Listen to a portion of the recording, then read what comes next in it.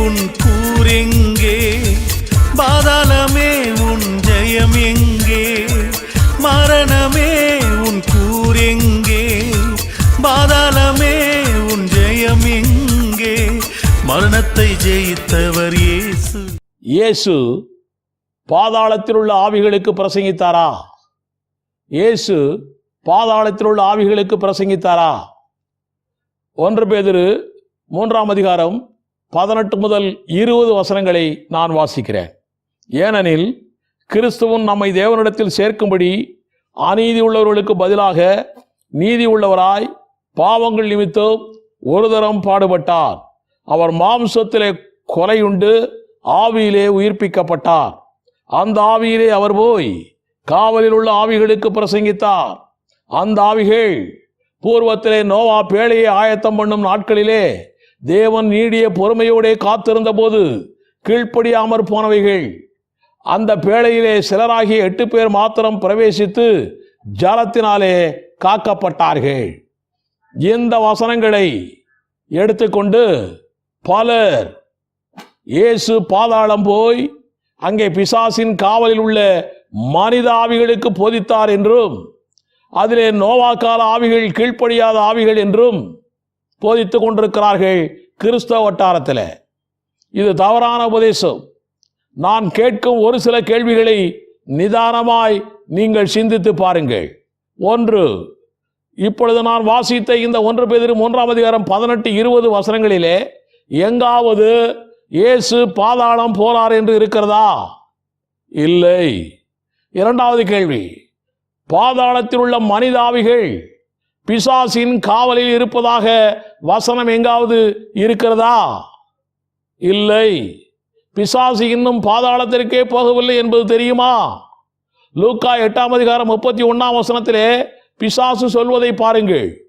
தங்களை பாதாளத்திலே போக கட்டளையிடாதபடிக்கு அவைகள் அவரை வேண்டிக் கொண்டன என்று லூக்கா எழுதுகிறார். 3வது கேள்வி உங்களுக்கு கேட்கிறேன், சிந்தியுங்கள். 1 பேதுரு 3ஆம் அதிகாரம் 18ஆம் வசனத்திலே இயேசு கிறிஸ்து மாம்சத்திலே கொலையுண்டு ஆவியிலே உயிர்ப்பிக்கப்பட்டார். அந்த ஆவியிலே அவர் போய் காவலில் உள்ள ஆவிகளுக்கு என்று எழுதப்பட்டிருக்கிறது. அப்படியானால் இயேசு மரித்து உயிர்த்த பிறகுதான் பாதாளம் போனாரா? இல்லையே. மரித்தவுடன் தானே பாதாளம் போயிருக்கிறார். இதுதானே நமது விசுவாச பிரமாணம். அப்படியானால் இதனுடைய அர்த்தம் தான் என்ன? 1 பேதுரு 3:18 அர்த்தம் தான் என்ன? 4வது கேள்வி உங்களுக்கு முன்னாலே வைக்கிறேன். 1 பேதுரு 3ஆம் அதிகாரம் 20ஆம் வசனத்தின்படி இயேசுவின் பாதாள பிரசங்கத்தை கேட்ட 8 பேர் மாத்திரம் ரட்சிக்கப்பட்டார்களா? இல்லையே. இந்த 8 பேரும் நோவாவின் காலத்திலேயே ரட்சிக்கப்பட்டு பேழையிலே பிரவேசித்து ஜலத்திலிருந்து காக்கப்பட்டார்கள் என்றல்லவா அந்த வசனம் சொல்லுகிறது. மட்டுமல்ல, இந்த 8 பேரும் பாதாளத்தில் எப்படி இருப்பார்கள்? பாதாளத்தில் இருக்கிறவர்கள் எல்லாம் பாவிகள் தானே. இந்த 8 பேரும் பாதாளத்தில் இருக்க வாய்ப்பே இல்லையே.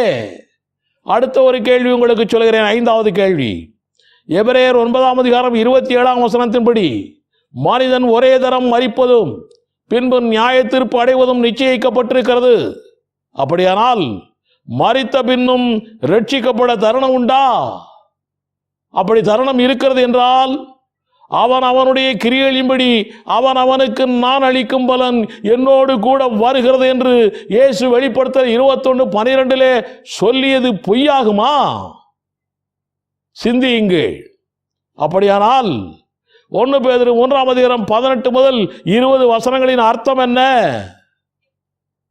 இங்கே 18ஆம் வசனத்தில் அவரது மரணம் உயிர்த்தெழுதல் பற்றி எழுதப்பட்டிருக்கிறது.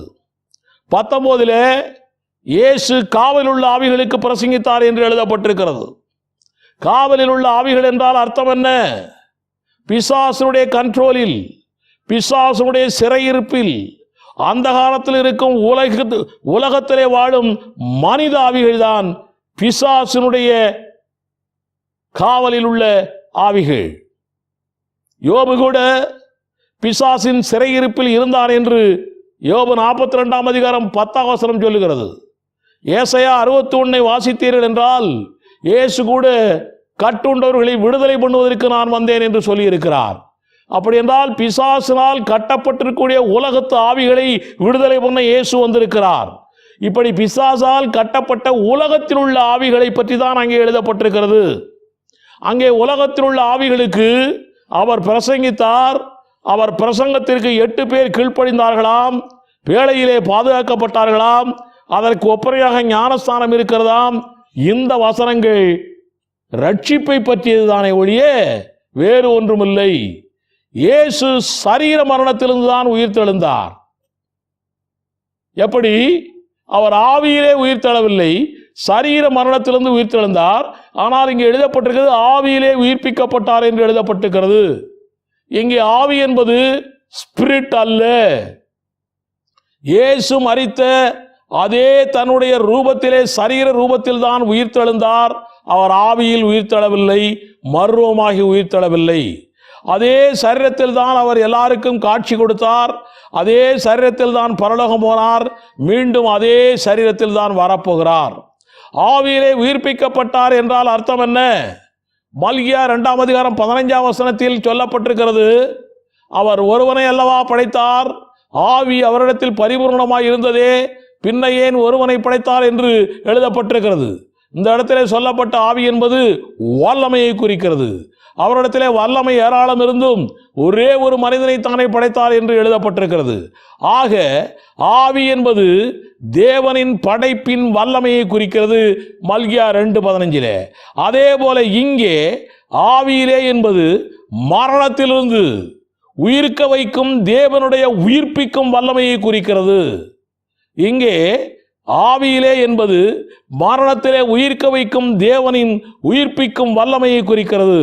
இந்த உயிர்ப்பிக்கும் வல்லமைதான் ஆவியிலே மரித்த எல்லா மனிதரையும் உயிர்ப்பிக்கிறது.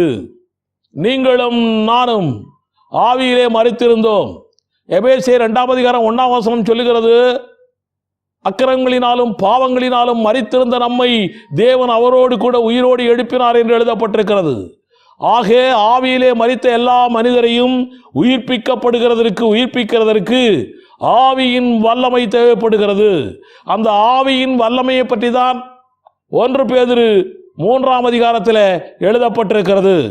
அந்த உயிர்ப்பின் வல்லமையிலே நமக்கு மரித்த எல்லாருக்கும் ரட்சிப்பு வருகிறது.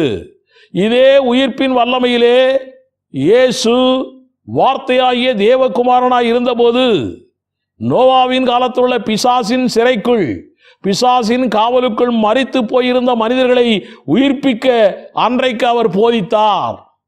அதுதான் ஆதியாகமம் 6ஆம் அதிகாரத்தில் எழுதப்பட்டிருக்கிறது. இயேசுவின் மரித்த சரீரத்தை எழுப்ப உதவிய அதே தேவனின் ஆவியிலே, இயேசுவின் மரித்த சரீரத்தை எழுப்ப உதவிய அதே தேவனுடைய வல்லமையிலே அன்றைக்கு ஆதியாகமம் 6ஆம் அதிகாரத்தை வாசித்தீர்கள் என்றால் தெரியும். அன்றைக்கு அவர் பிரசங்கித்தார், வார்த்தை பிரசங்கிக்கப்பட்டது, 8 பேர் மாத்திரமே உயிர்ப்பிக்கப்பட்டார்கள். மீதமுள்ளவர்கள் கீழ்ப்படியாமல் போன ஆவிகள். அந்த உயிர்ப்பிக்கப்பட்ட மறுபடியும் பிறந்த ரட்சிக்கப்பட்ட ஆவிகள் தான் பேழையால் ஜலத்தினாலே காக்கப்பட்டார்கள் என்று பேதுரு எழுதுகிறார். அதே போல்தான் மரித்தவர்களாகிய நாமும் தேவனின் உயிர்ப்பிக்கும் ஆவியால், தேவனின் உயிர்ப்பிக்கும் வல்லமையால் உயிர்ப்பிக்கப்பட்டோம், ரட்சிப்புக்குள் வந்திருக்கிறோம், ஞானஸ்நானம் பெற்றோம். ஹல்லேலூயா! இதைத்தான் பேதுரு இந்த வசனங்களில் விளக்குகிறார். மற்றபடி பாதாளத்தில் ரட்சிப்புக்கான தருணமே இல்லை என்று மறுபடியும் நான் உங்களுக்கு சொல்லுகிறேன். ஆக ரட்சிப்புக்குள்ளே, மரணத்திலே ஆவியிலே மரித்திருந்தவர்களை ரட்சிப்புக்குள்ளே கொண்டு வருவதற்கு உயிர்ப்பிக்க வைக்கும் ஆவி தேவை என்பதை விளக்குவதற்காக இயேசுடைய மரணம், உயிர்த்தெழுதலுக்கான வல்லமை, இதை பற்றியெல்லாம் சொல்லி அதை அப்படியே நோவா காலத்திற்கு கொண்டு போய், நோவா காலத்தில் 8 பேர் மாத்திரம் உயிர்ப்பிக்கப்பட்டார்கள் என்று சொல்லி மீதமுள்ளவர்களெல்லாம் கெட்டுப்போனார்கள் என்று சொல்லி அவர்கள் பாதுகாக்கப்பட்டது, அவர்கள் பேழையாலே பாதுகாக்கப்பட்டார்களே, ஜலத்திலே பாதுகாக்கப்பட்டார்களே, அதற்கு ஒப்பனையான ஞானஸ்நானம் என்று பேதுரு விளக்குவதற்காக இப்படிப்பட்ட காரியங்கள் எழுதியிருக்கிறார்.